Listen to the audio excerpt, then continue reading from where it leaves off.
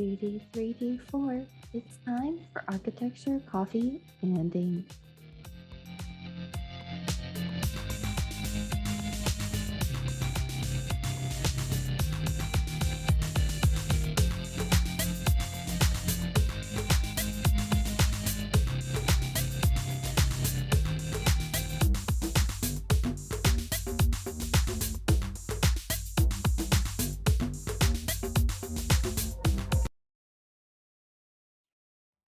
Hello, this is Hollywood C, and you're listening to Architecture, Coffee, and Ink, a podcast dedicated to introducing concepts, detailing out designs, and tackling the architecture you might not realize the meaning behind.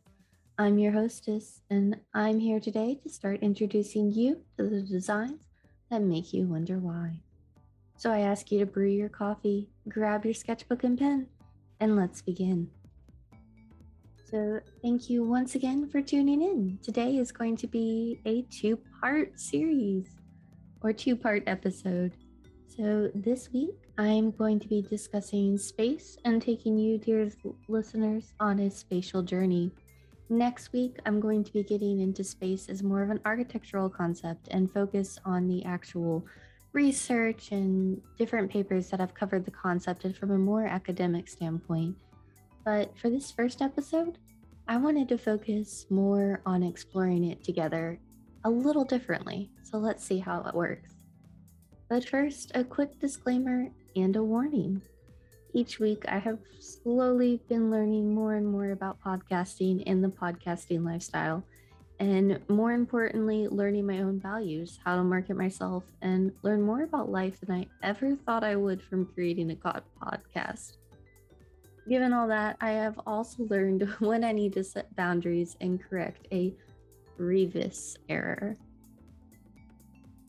A listener reached out to let me know that I had unfortunately triggered them with my own notebook habits in one of my previous episodes. As designers, we take our notebook habits very seriously. And apparently, while I was discussing my own habits, someone felt quite attacked about their own. To disclaimer, I was not attempting to attack anybody with similar habits. And while I'm on this topic of disclaimering, I decided to combine it with another series of conversations that I have had with people, wherein they were asking me about the list of deliverables their professor gave them for studio. So, in all fairness to these extremely distressing issues, I offer this one-time trigger warning / announcement of my official stance on both issues. M, this one's for you.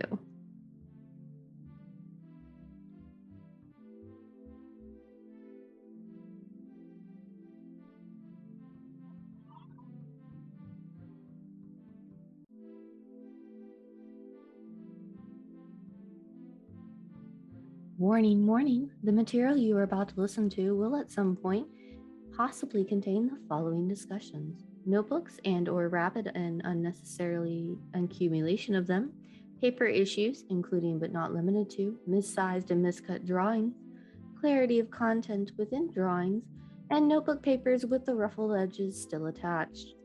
Notebook possessiveness and hoarding is a possible side effect of the designer lifestyle. Before any of further attempts of following designers and designer lifestyles, please consult with your physician. For designer inspiration lasting more than 4 hours, please contact your doctor, as this could be the signs of a lifestyle altering and a serious condition. Additionally, this podcast is not responsible for your studio professor's requirements and refuses to comment on the list of deliverables a professor may or may not hand you, much less comment publicly on any of the drawings unless it is to offer individual feedback and critique, which we will be very happy to do, but will not email your professors asking for a reduced assignment, especially not in the days before it is due. Any advice you choose to share or follow will be done at your own discretion. So please listen responsibly and check your sources, check your facts, and check me. So, now that the announcements are officially done, let's discuss a treatise on space. Now, this topic is something that has come up an awful lot for me, both within my studies and when teaching. A few of the topics that has been straying to the forefront of every conversation lately has been about the social responsibility of the architect. Now, I plan on discussing this concept in a lot more depth over time, and the concept of being a socially responsible architect is one that could possibly be its own thesis, or at least a sub-paper, which I'm admittedly considering tackling over the winter break. We will see. But I realized this is a topic that needs foundations first. You don't dive into this without having a really good understanding. And when I was breaking this concept down, it kept coming back to space. Now, I have no doubt a lot of you have probably turned off the podcast to this point, and I'm talking into empty air. But if you haven't, I'm assuming you haven't left me. Let me break it down for you on how these concepts are related as I see it. Non-sourced, just my free thoughts. Architects are pretty consumed and defined by space. We have papers that we will often discuss the human body and designing for it, whether in augmented spaces or in interiors or just in locations. We spend our studios poring over the ideas of where the users, and quick aside, only aside, for my non-designers, that literally means who uses and inhabits the space, not users as in a manipulative person. But where are the users' lines of sight? Where and how are we directing them through the building? And how are we crafting their experience? In my opinion, that's the definition of being obsessed with space, of being defined by space. However, an architect who fails to craft the experience with the users in mind, or with their cultures and their values in mind, is not being socially responsible. Which is where I think the two topics overlap. You need to be able to define and understand space, understand how to responsibly use space, and understand how to craft space in such a way that it embraces and enhances the surroundings and the cultural context to truly be a socially responsible architect. Now, I know someone is going to counter argue with me that they can name several buildings, I personally can think of several, that the clients did not want the project to match the surroundings or take into account the community's involvements beyond their own. And I would like to go ahead and state that to me, that is a cultural reaction. It may be a counter reaction, but the clients are still being driven by something and reacting to some sort of values. Most architects and most architectural movements are driven and defined by intentions. So to be socially responsible, you need to be both full of intentions and open to the experience, or more, open to the unknown. Lean into your discomfort. It's making you uncomfortable for a reason. Find out why. And I am just a graduate student. I'm still learning, and just like everyone else. So what may be my thoughts today could be tomorrow's ashes. Now, when you Google space architecture, you can pull up architecture in space, and I hope you all heard that, caps. Designing for the final frontier, around Jupiter's moon, Pluto's orbit, or a space model in my favorite constellation, Orion. Sounds like the stuff of fantasies. But every day we get closer and closer to this unknown. And my Facebook feed is littered with UFO sightings and articles roughly titled "The Physics About Space Travel" or "Space to You."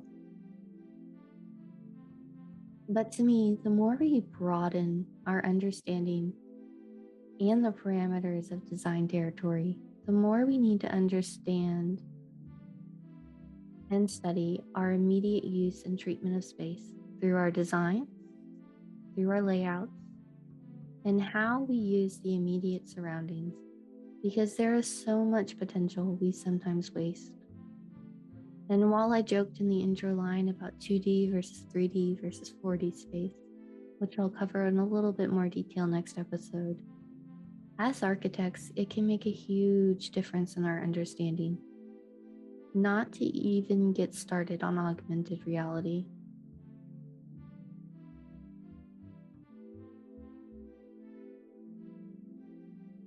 Now, to cement what I mean, join me in an experiment, and this experiment's why it's a 2-part episode. If you don't want to, that's fine. Just jump ahead about 10 minutes into the recording from here, but sit down somewhere for a moment, get comfortable.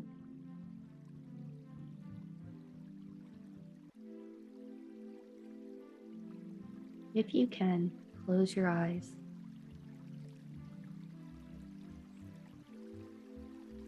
I'm going to have you guys cast your minds for just a moment. Become one with yourself. Just think. But sit down somewhere in your bedroom, your studio, your living room, and picture with me another room. If you're sitting in your living room, picture your bedroom. Can you pull up exactly when and where it is? We're going to mentally reconstruct your bedroom, and I promise there's a point to this experiment. So, think about where the door is.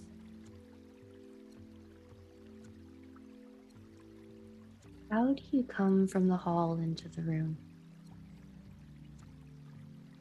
Is there anything in the way?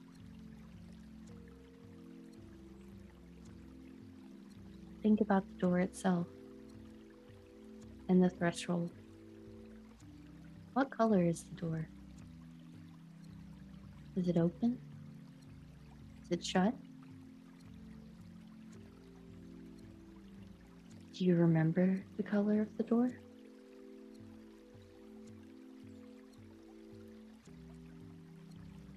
Then step forward into your mental map. Where is your bed? Can you see it from the door? Is it tucked around a corner? Is there dressers or closets around you? Is there a dog bed?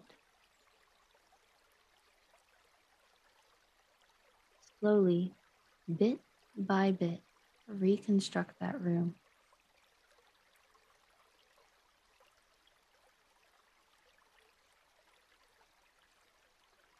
Now I want you to do something that's going to sound a little weird, but think of your floor. Think of the patterns of movement. Is it worn? Can you see your footprint? Can you see the drags across the floor, the scuffles of your shoes?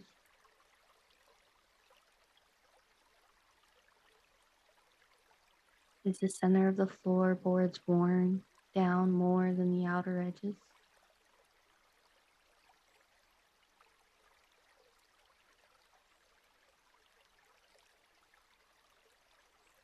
How do you flow through the room? Can you follow the floor? Can you follow the patterns in the floor through the room? Can you reach every corner in your mind? Does something, anything, block you? Can you feel the glancing blush of the sun across your face as you move through the room? Or is it night where you are? Can you feel the somber stillness of the dark? The cool, comforting chill of the stillness or the loud urgency of happiness, the brief, bright clutter.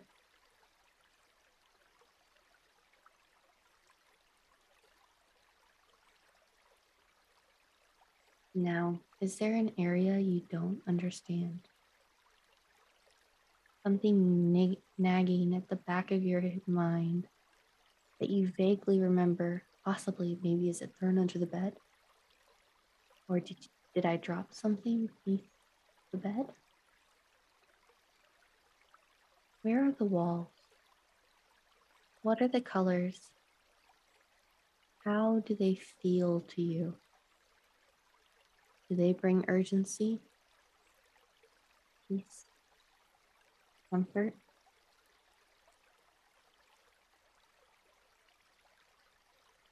Now, I ask you to come back to yourself, slowly, bit by bit, sense by sense.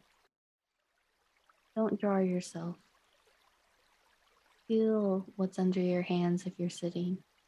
Is it the rough texture of the couch? Is it a smooth leather? What can you smell around you?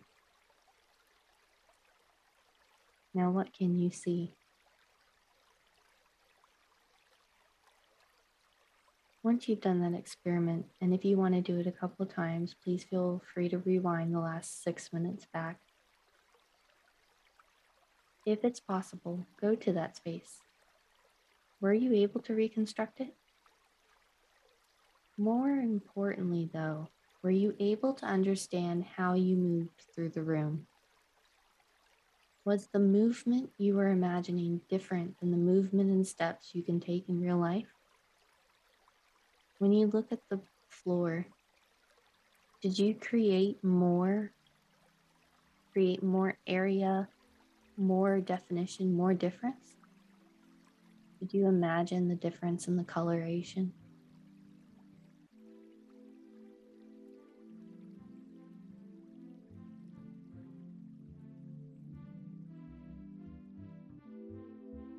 Were there moments that you wish existed? Were there moments you regret?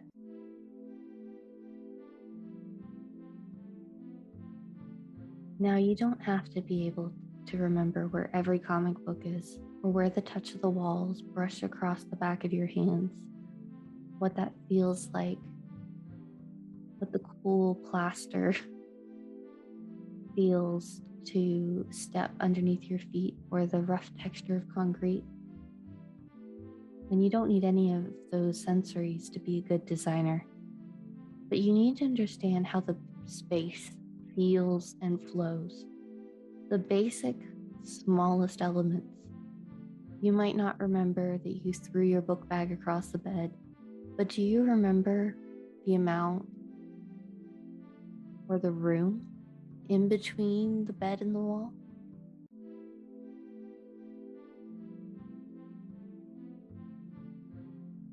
You need to understand and analyze what's wrong, what can work better, and what could flow better.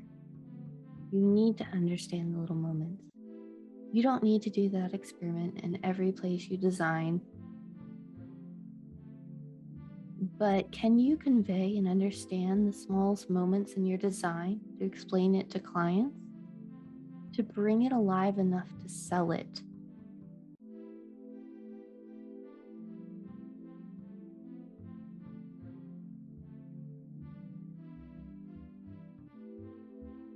It's like describing a color without using the words, describing the variations through the experiences, like the smell of the grass after the rain, the deep tints reflecting in the drops, or the vibrancy of your favorite plant merrily sitting on the counter day after day after day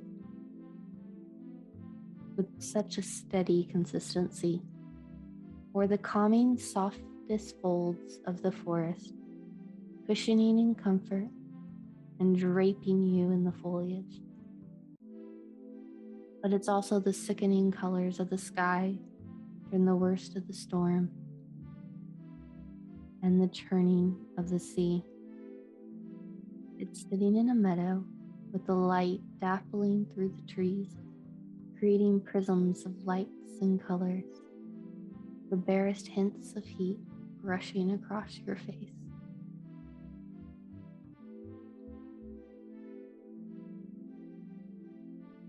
If you ever want to understand layout and spatial considerations of design, go to a theme park. I told my students to do this once.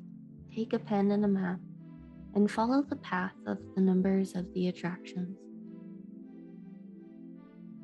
Then follow the actual paths and label the locations of the stores. Look for the most popular rides versus the locations of the souvenir shop. Have you got that? Now do the same thing with the city. Where are the stores? Where is the shopping district? But with a city, you can find so much more. Space is an incredibly difficult concept, and if I had 400 years, I could barely begin to discuss everything I wanted to think about. Even now, I'm slightly dissatisfied with the barest breadth of the topics that I covered.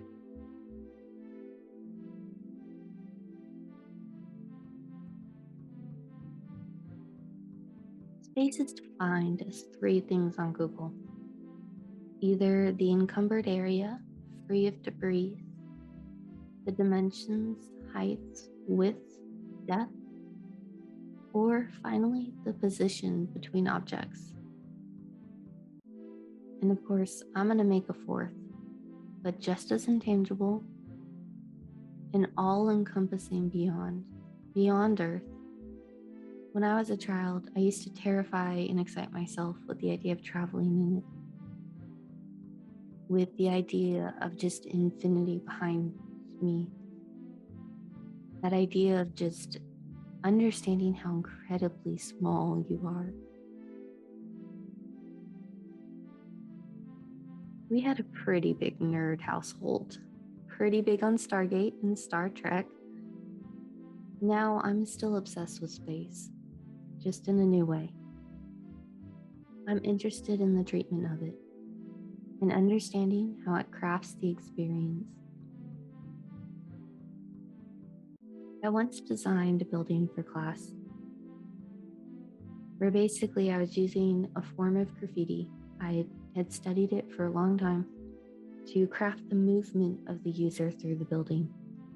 Basically using the shape of it that I had made as my pathways and movement. I essentially created a shape and housed it in a square and used that to define everything. And I thought I was pretty original, having barely been introduced to the concepts and design at the time that I was designing this, until I found out that a few other buildings did a very similar thing with a different concept. So I guess great minds think alike. Space is going to continue to haunt me. And the question is, will you lean into your discomfort and let it haunt you?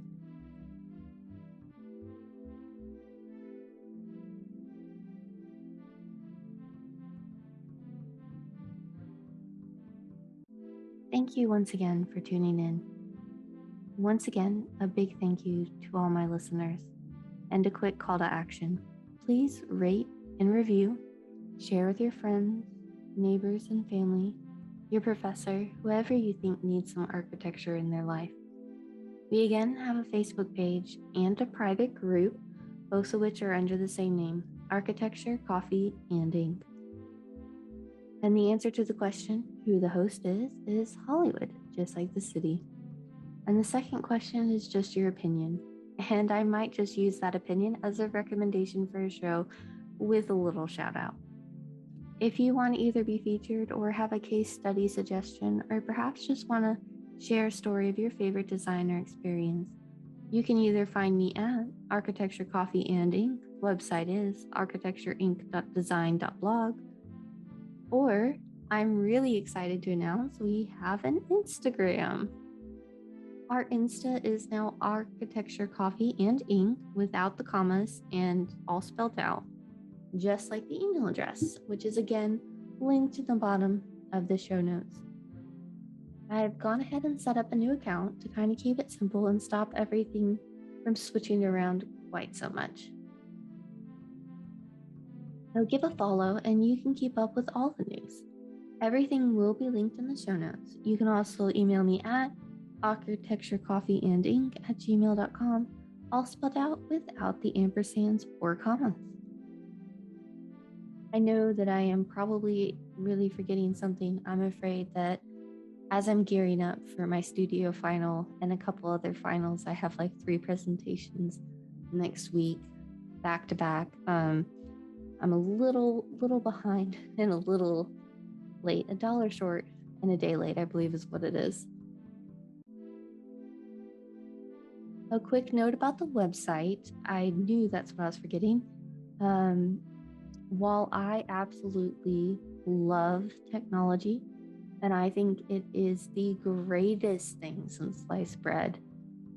Seriously, give me some Python, Grasshopper, some coding, and I am so happy it's not even funny. Throw a challenge in front of me. Let me try to decode it.